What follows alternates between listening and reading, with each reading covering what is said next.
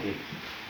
Wa qala radhiyallahu anhu inna lamma ra'ayna halal zaman wa taghayyura aqadna 'aqdan alla nakuna tahta ahad wa la yakuna ahad tahtana illa an na'khudha bi siyasatil 'ilm wa tariqah li'anna dhalika yas'uhu aw yahudul mahdi fayaktafu bih minna in adrakana qal wa qad qala ba'dhum li rajulin ja'a yadrub minhu at-tariq la ba'du fa inni lam ara qalbi mustami'an alayhi. Wa qala radhiyallahu anhu an-nas yahsabuna anna nad'u ila tariqil khassah wa laysa kadzalik li'anna man kana 'inda ad-dayyiqa la nadrib alayhi itali ila al-ghila la nadrib alayhi itla ila al-ghila. خلاص سيدنا الإمام الحداد في وقته كان وقت فتن كثيرة حصلت فتن في وقت سيدنا الحداد منها فتنة الزيدية الشيعة ومنها فتنة النواصب هذول الذين يكرهون أهل البيت جاءوا في الأثرين وسببوا مشاكل كثيرة وكان وقته وقت فتنة حتى أنه كان يعني لا يجلس يعني خرج من تميم إلى الحاوي لأجل يعتزل عن الناس وعن مشاكلهم وعن سيدنا الإمام الحداد. النواصب هذول الذين يكرهون الشيعة الذين يدعون محبة أهل البيت. Ini adalah ketika Imam Al-Haddad hidup pada masa-masa fitnah. Pada masanya beliau fitnah ini banyak.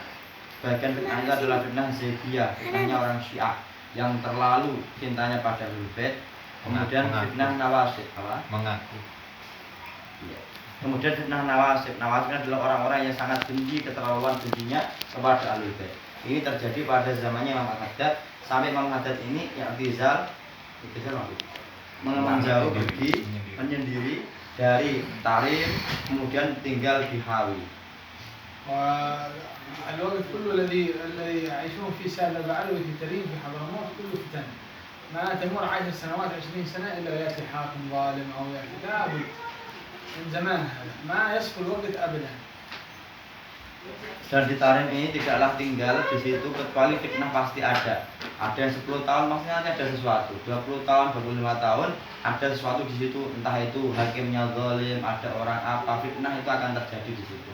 صبروا كثير كثير كثير ما في أحد منهم أبدا يتبرم ولا يسخر صبروا حتى علموا الناس بالأخلاق والصبر.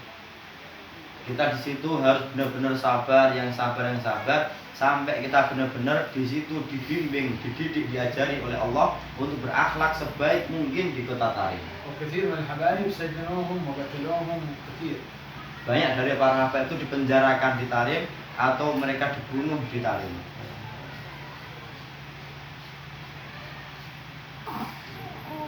Wa qala radhiyallahu anhu an-nas yahsabuna anna nad'u ila tariqil khass bal nanzil naftah lahu ad-dayqa thumma nattali wa dhalika li'anna lam nara man yaqum bid-da'wah al-'amah walau ra'ayna dhalik wa 'alimna anna fihi kifayah lakan. وأيضا صبر سيدنا الإمام الحداد على التعليم حتى في بدايته عندما كان يدرس يدرس واحد فقط من المشايخ البافضل في زاوية الهجيرة.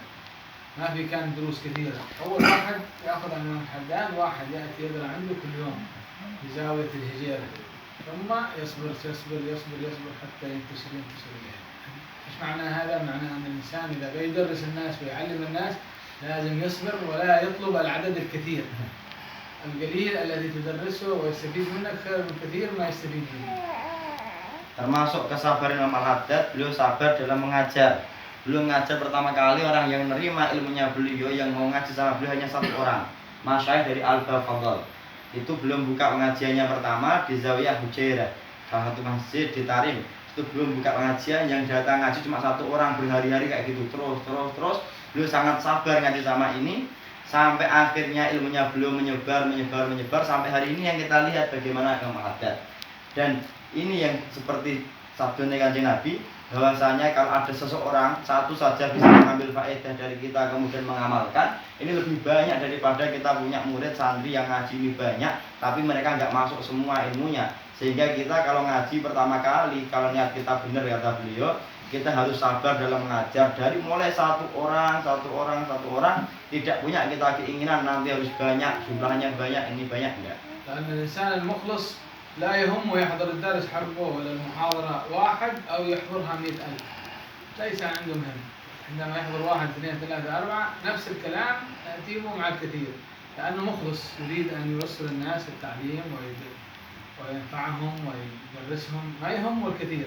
لكن الإنسان الكذاب، المدرس الكذاب والداعي الكذاب الذي يهتم بالعدد، كم يحضر اليوم ما شاء الله، حضر محاضرة 100,000، حضر محاضرة 50,000، حضر محاضرة 100، بس هي قليل يضيق ولا يدرس وهو فرحان. هذا دليل أن النية والإخلاص ليس موجود فيه. Untuk mengetahui niat dan keikhlasan kita, kesungguhan dalam mengajar, akhlak seorang ulama, dia tidak pernah memikirkan, perhatikan yang datang ke pengajiannya itu berapa, 1 orangkah atau 100.000 orangkah. Berapa orang pun yang hadir, omongannya, keterangannya sama, tidak membedakan. Tidak seperti mereka, para dai ulama yang kadzabin, mereka yang bohong, yang dusta. Ketika mereka membanggakan, ini saya ngajar orangnya segini, apakah 50.000, 100.000, berapapun, enggak. Dan jangan sampai kita nanti kemudian datang ke majelis orangnya cuma 100, cuma sedikit 100, kemudian ngajarnya ini berubah, omongannya disampaikan juga berubah, tidak. Tapi mereka yang niatnya benar, yang ikhlasnya ini sungguh-sungguh, mereka ini ketika mengajar tidak pernah membedakan berapapun orang yang hadir dalam pengajiannya.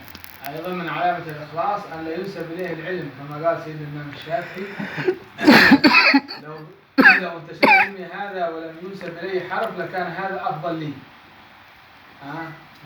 ما يحبون أن يذكر أسماءهم ولا يقولون هذا طلاب فلان ولا هذا كتب فلان، أهم شيء أن الناس تعرف.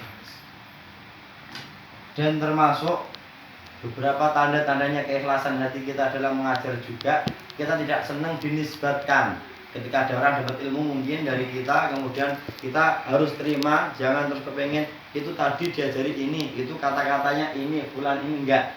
Seperti kata-kata Imam Syafi'i, seandainya orang mengambil ilmuku kemudian menyebarkan semuanya dan tidak ada satupun yang menisbatkan ilmu itu kepadaku, maka lakan afdol, maka itu lebih utama bagi saya daripada orang menisbatkan itu pada saya.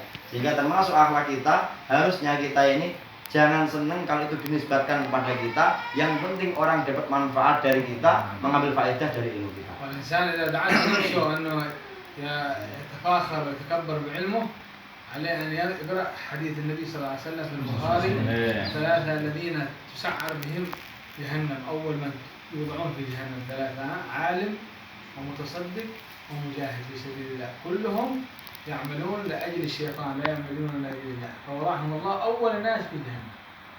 Kalau diri kita dipaksa diajak oleh nafsu kita ataupun ilmu kita untuk bertakabur, merasa ini saya orang alim, ini ilmu saya, itu ambil dari ilmu saya dan lain sebagainya, maka hendaknya kita kembali membaca hadisnya Rasulullah dalam kitabnya Imam Al-Bukhari, bahwa nanti yang dikumpulkan dimasukkan ke dalam neraka pertama kali dari setiap umat orang-orang ini adalah 3 orang. Yang pertama adalah orang alim, yang kedua orang yang ahli dalam bersedekah, yang ketiga orang yang ahli dalam berjihad, tapi 3-tiganya tidak karena Allah, 3-tiganya didorong oleh setan.